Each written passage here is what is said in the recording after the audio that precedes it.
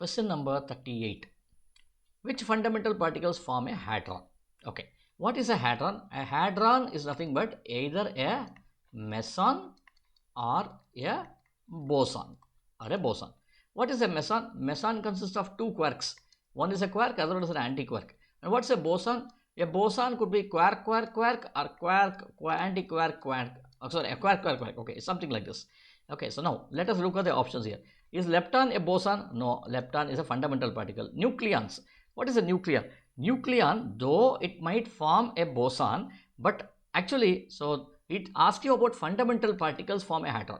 Which fundamental particles? See, nucleons are constituted of bosons. It has bosons into it. Okay, nucleons, examples of nucleons are protons, neutrons. He is not asking you about this.